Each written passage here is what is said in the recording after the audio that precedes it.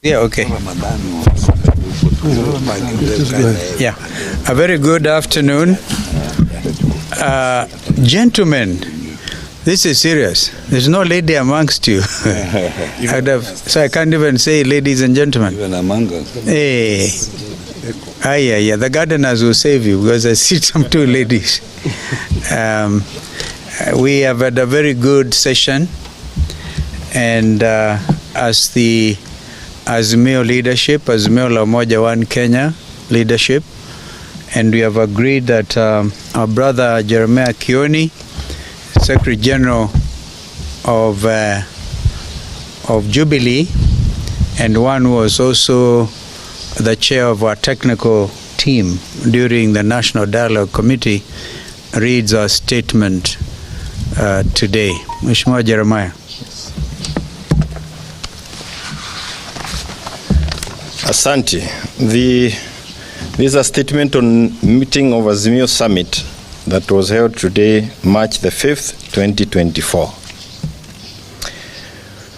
We have had a meeting of the summit, which is Azimio la Umoja One Kenya Coalition Party's top decision-making organ.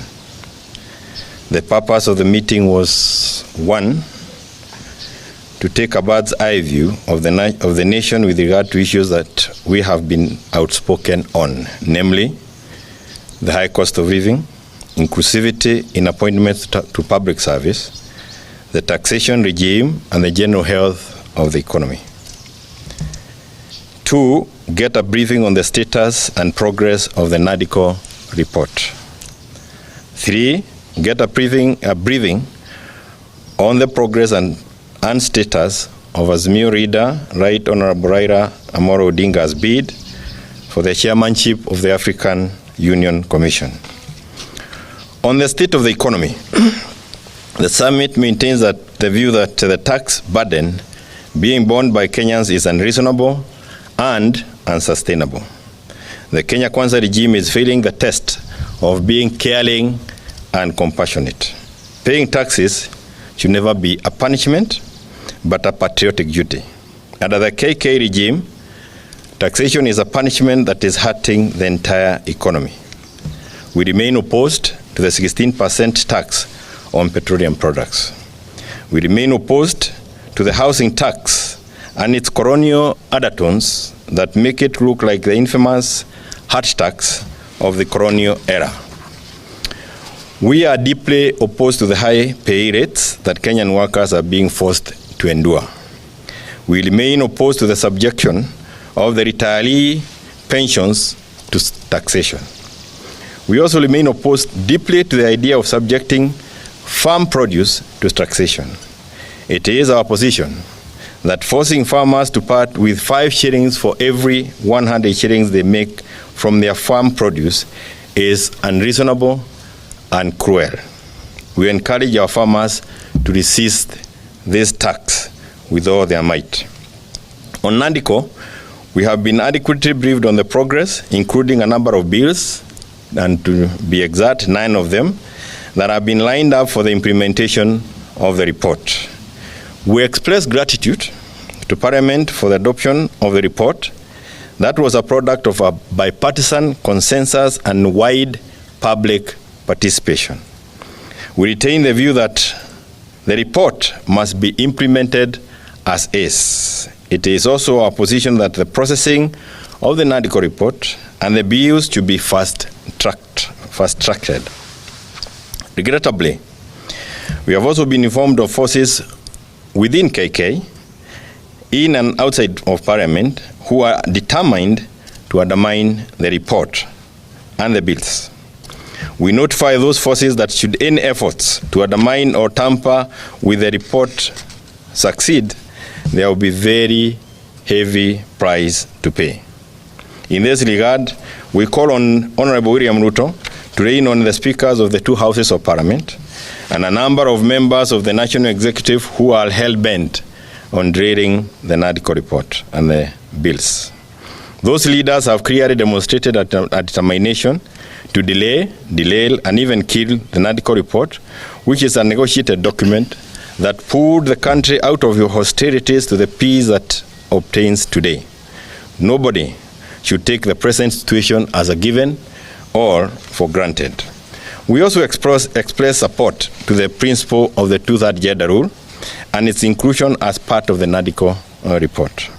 On the issue of the Right Honorable Raila Odinga's bid for AU chairmanship, the summit reiterated our earlier stand as a coalition to support in every way we can to ensure that Mr. Odinga takes the seat. It is our position as a coalition that it is in the best interest of the country and the East African community that Right Honorable Raila Odinga takes the seat. To this end, we very much appreciate the support of our neighbors and those across the continent who have extended their support to Right Honorable Raila Odinga.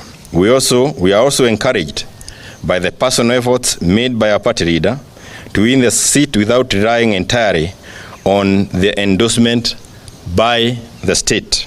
And we are committed to reach out to friends and fellow leaders out there in support of our leader's bid.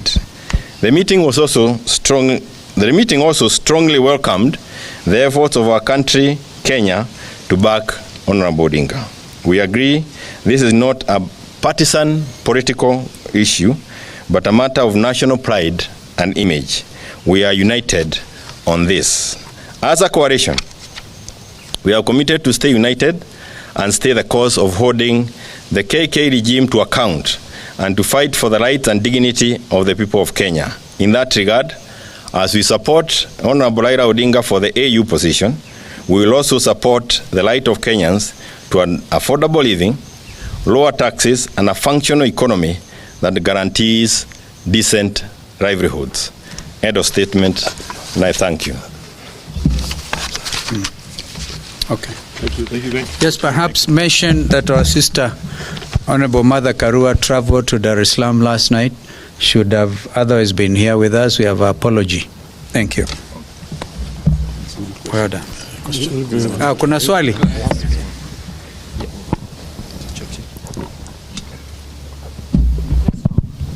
My name is Emmanuel Toh from KTN News. Just two questions. The IBC boundary reviews is expected to happen this month, according to the Constitution, but we have a crisis, some sort of.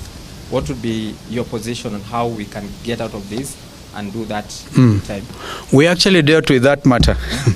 It's in the National Dialogue Committee report where we proposed, correct me, Opio, I think we proposed moving from, 12 years to 20 years, all there, so that we can escape the crisis.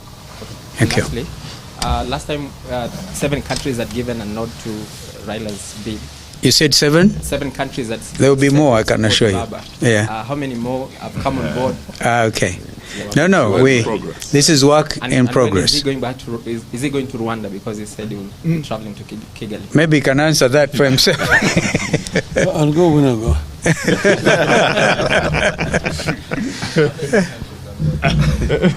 I'll be going to not just Rwanda. I'll be going to many other African countries. And just watch this piece. I need to talk to many leaders across the continent.